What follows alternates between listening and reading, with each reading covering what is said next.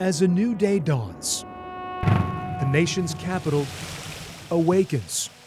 All of America is right there in his hands. That's a big moment.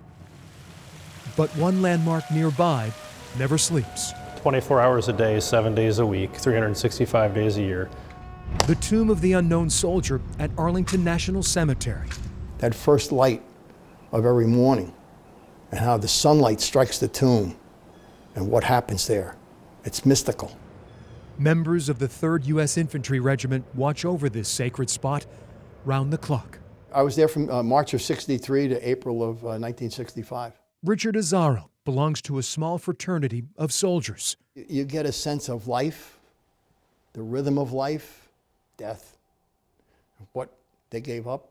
At 18, Richard was handpicked to join the Old Guard. The function that we have been chosen to do, the trust that's placed in our hands, we cannot fail. The veteran is one of only 680 sentinels who have guarded the tomb every minute of every day since 1937. John Kennedy, and that's me standing right behind him. Even to this day, it's emotional because he was my hero. He was a hero to my generation. Mr. Azzaro says the select few shoulder the responsibility of a nation, protecting the legacy of the fallen. Some of the best walks are 2 or 3 o'clock in the morning. That's where you're there and you're thinking about them and say, this one's for you. The man from Maryland says nothing before or since compares to his 2 years serving as tomb guard. The mission is going to turn on you and embrace you. At that moment, you'll be changed forever. It's for life. With a name, he died for freedom. Now nameless, he will live as freedom's hero. In November of 1921, Washington, D.C. opened its arms to welcome home the nation's unknown. It was a major event. Arlington historian Tim Frank says the remains of a single U.S. soldier killed in France during World War I would represent all service members lost to history. They gave their lives and their identities for a cause greater than themselves. But this is his journey's end, yet not the end of glory for this unknown American boy. Mourners watch the procession wind from the U.S. Capitol through the city. Over 90,000 people filed through to pay their respects. At Arlington, President Harding and other dignitaries, including Crow Chief Plentycoo, witnessed the burial. There are multiple Native American chiefs at the funeral. Here's Chief Plentycoo laying his war bonnet and acoustics.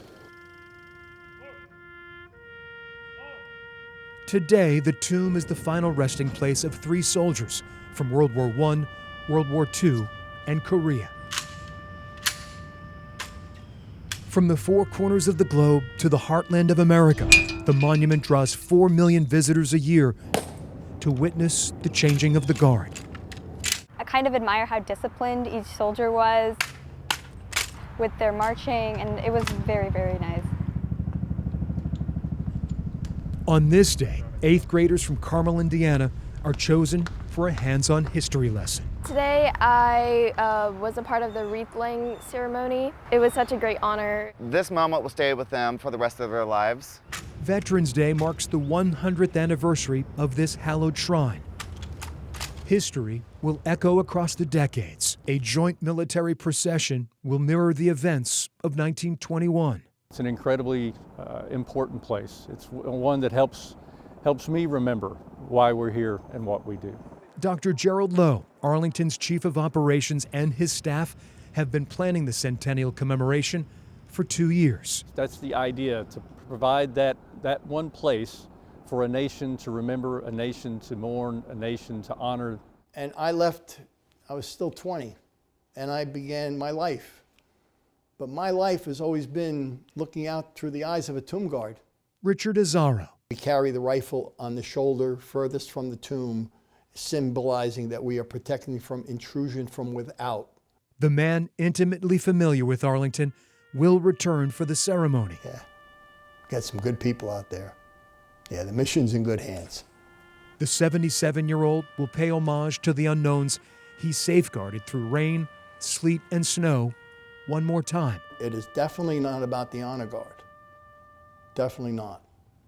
It's an unbroken bond shared between an aging soldier and the fallen who are forever young. It's been put in our hands, that trust. America trusts us to make sure that the sacred duty is fulfilled completely, fully, forever.